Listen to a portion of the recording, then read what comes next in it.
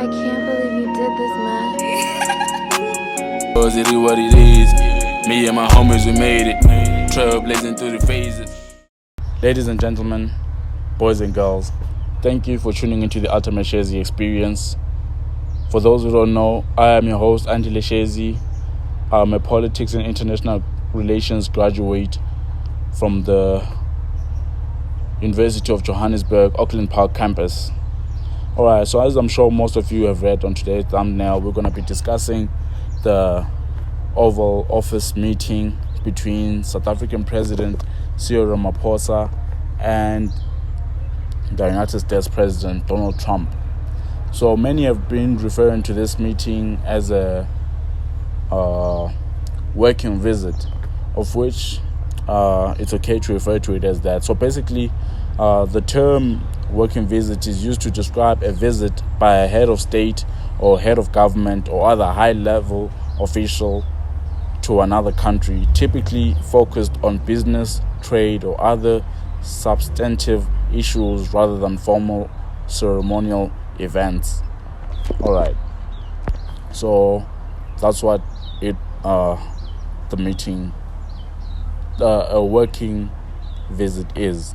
All right. So with that being said, let's get into it. So there were many responses and discussions following the recent meeting between US President Donald Trump and South African President Cyril Ramaphosa. While some chastised Ramaphosa for not resisting and thought he was too obedient, others commended him for his poise and self-control under duress. So personally, I believe the meeting should be assessed on what it aimed to achieve. So like, what was the purpose of the meeting? And then based on that, we can now assess, was it a success or a failure? So according to DECO, the Department of International Relations and Cooperation in South Africa, the purpose of the visit was, and I quote, to reset and revitalize bilateral relations between South Africa and the United States of America. In this regard, the visit aimed to focus specifically on reframing bilateral, economic, and commercial relations. So, to go into depth with this, I'm sorry, but I've written most of my notes on my phone and I'm using my phone as a mic, so sorry if it seems like I'm not interacting as much, but I just want to make sure I get the information out there. Alright, so to put this into simple terms, or to explain what this means, is that the two nations' relationships right now with this current, or before the meeting, the relationship was very bad. It was maybe we can say the relationship was at its lowest point, and it had drastically worsened in recent years, especially since Trump came into power and whatnot. I feel like that's how the relationship between USA and South Africa has been. So many individuals have been concerned about the possibility of diplomatic or economic punishment, and Washington's irritation has undoubtedly not been covert. So meaning that Washington's irritation hasn't been very secretive or surreptitious. It's been out there for all to see, and it's showing that it's very irritated. Because Trump has even been speaking about these things, that terrible things are happening in South Africa, which we don't know what those terrible things are. Therefore, the main objective was rather clear. It was to stabilize or reset relations, lower tensions, and maintain room for diplomatic and business interactions in the future. So in a way, it was a damage control effort between both sides. The South African delegation's first aim was to deliver on this, not the friendship or self-respect part, you understand? So its first priority was to lower tensions, reset relations, maintain room for diplomatic and business interactions, not to go there reassert dominance and self-respect. Nah, that wasn't the main aim. So the objective was to stop the relationship from getting worse and create a foundation for a future interaction, no matter how small. From this perspective, I believe we can say the results were a quantifiable success. I say this because it wasn't a total success, it was a success in that aspect. Understand? If you're looking at it aspect of self-dominance and whatnot, then no, it wasn't a success. But in terms of what they went to achieve, they did achieve that. So that's why I say it was a quantifiable success. All right. So the conference avoided the worst case situation or the worst case scenario, which would have been a total rupture of relations while maintaining channels of communication. So the quality of bilateral involvement in the room is taken into account by the relationship, the secondary axis of which is the secondary axis of analysis. All right.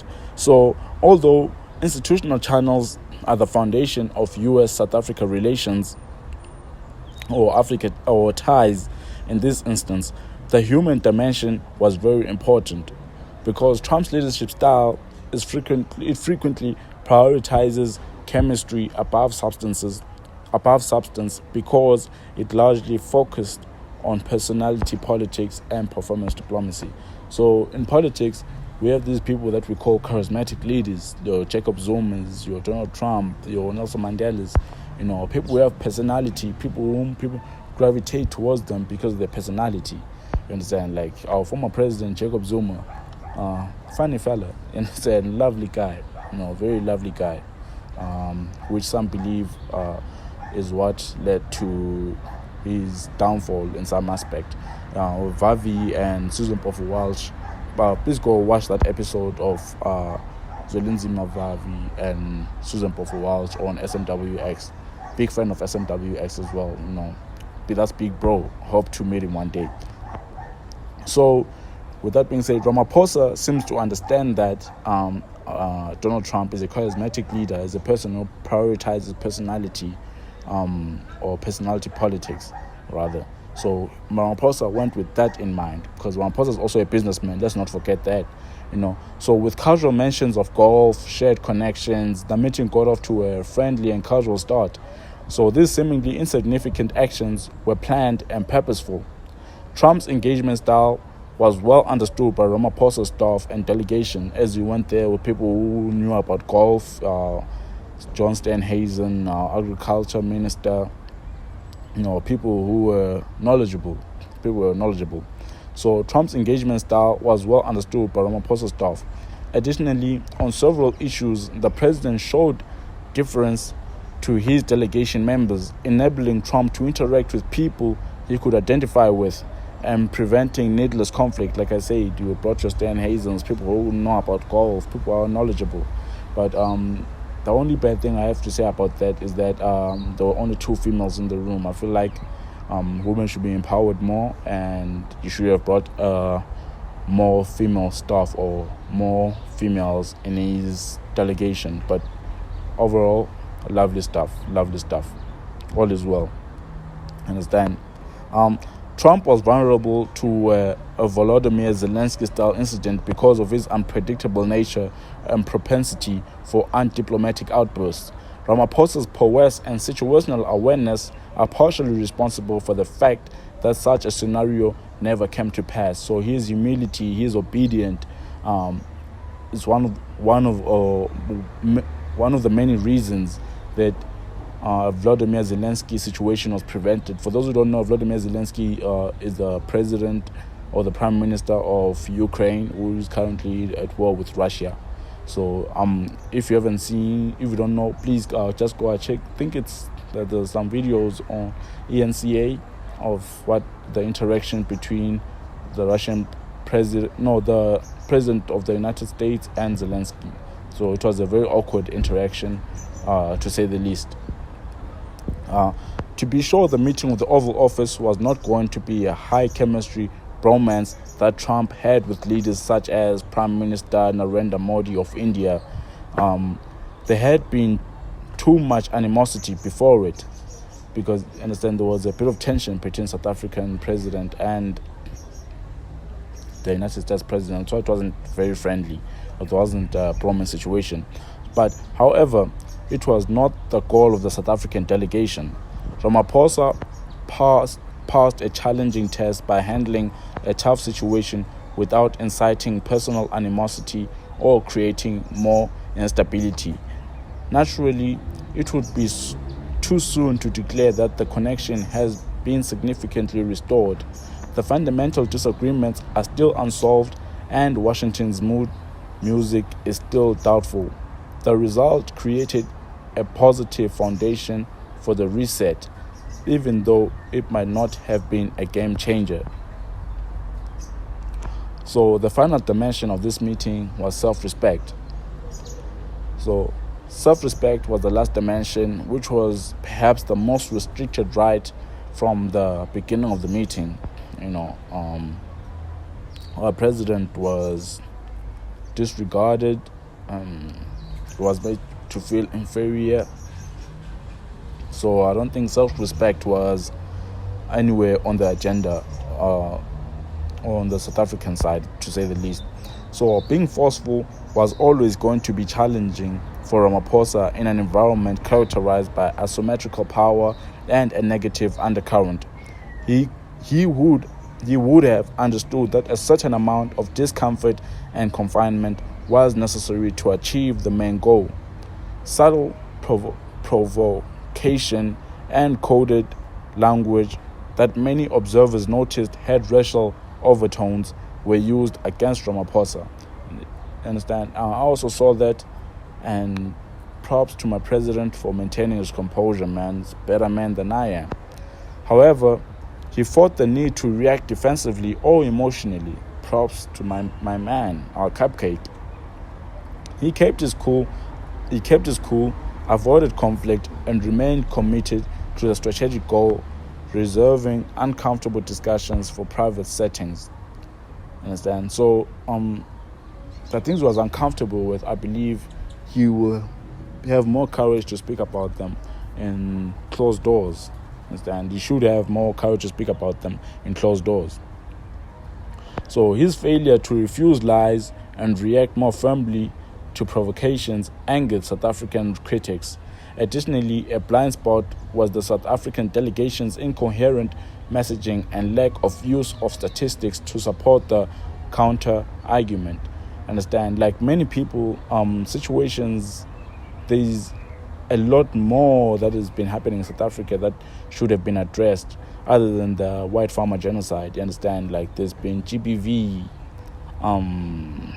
crime, the murder rate in South Africa is crazy.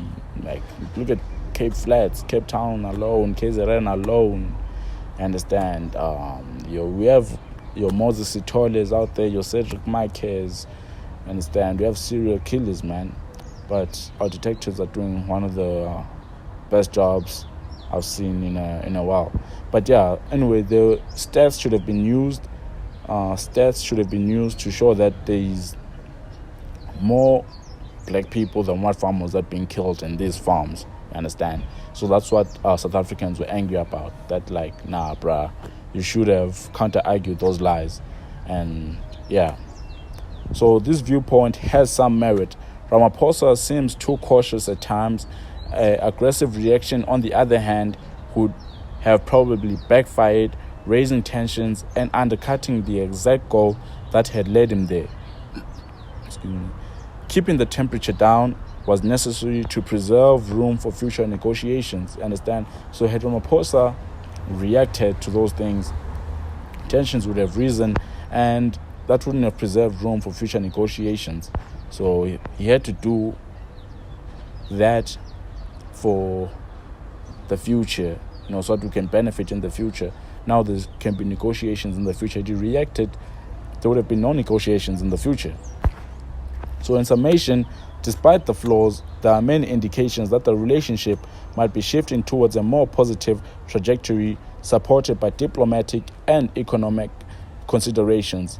There are three encouraging signs to be aware of. First, it seems that business negotiations have advanced. Trump's dealmaker instincts were obviously tempted by South Africa's offer for a comprehensive trade and investment plan that prioritizes the import of liquefied natural gas, bilateral minerals and digital trade, along with regulatory carve-out for Elon Musk's Starlink. As you've seen, like in Parliament, they wanted to pass out a new bill that would allow Starlink, but many people are against that. That's how we'll cover that on a different video. So the trade relationship has a way to go from awful to feasible because of its alignment with US vital industries. The second point is it was noteworthy that there was no meaningful mention of South Africa's classification as a malign actor or its wider geopolitical alignment, including the highly controversial case from the International Court of Justice. That quite might be a reflection of Trump's yearning ties with Israeli Prime Minister Benjamin Netanyahu, who is quite a controversial character in my opinion. I'll also do a video on him in due time, especially following his most recent trip to the Middle East. South Africa will see it as a diplomatic reprieve regardless of the circumstances. Third, according to insider reports, the meetings were generally friendly and productive outside of the theater of the absurd, suggesting a readiness to interact practically, at least when it was private. Was the trip a success or a failure then? That's the question. Alright, so without further harming South Africa's fundamental strategic interest, Ramaphosa entered a hostile environment and successfully traversed challenging political terrain. On the objective axis, it is evident that he hit the mark. It was a success, ladies and gentlemen, because in terms of relationships, he was pragmatic in handling a volatile, dynamic situation. He endured some tactical discomfort out of self-respect in order to safeguard more important national and international relations and interests. To be sure, the diplomatic effort was more about battling fires than it was about pyrotechnics. The South African delegation did just enough to achieve its goals, even though the Oval Office encounter produced both. Understand? So it went there and it achieved its goal. Understand? Which its goal was, let's remind us again, its goal, according to the Department of International Relations and Cooperations, the purpose of the meeting, or the visit rather, was to reset and revitalize bilateral relations between South Africa and the United States. And in this regard, the visit aimed to focus specifically on reframing bilateral, economic, and commercial relations. And I believe the meeting did that, ladies and gentlemen. But let us know down in the comments below, what do you think? Was the meeting a success or a failure? We would like to hear your opinions. What's on your mind? What's on your pulse? What's eating you up inside? If you have any other current affairs which you would like us to cover, please do let us know and we'll gladly cover them. We obviously would have to do enough research to cover them. And yeah, please don't forget to like, comment, and subscribe. This is episode 1, ladies and gentlemen. There's more to come. Thank you for tuning into the Ultimate Shady Experience. Enjoy the rest of your day. I can't believe you did this, man. It is what it is. Me and my homies, we made it. Trailblazing through the phases. Right at the top, I'm making no flops. It's a hell of a view, you wish you were here. Hop on the stage and they fell in my rage. To blaze the game, be the moment. Putting my niggas right on it. If you holding me down, I gotta stay solid. You did what you can, I did what I could. I made it straight out the hood. Trust me, my nigga, I'm good. Make sure my family fed. No longer decking the feds. Keeping it straight, I'll never go fold. Barely sleep on my bed. I'm on the road, I'm chasing my dreams. I ain't chasing no hoe. Pull me a couple of foes. The hoes, they come for themselves. Hitters are good, they're feeling the cells react. Straight nigga, I'm a vet.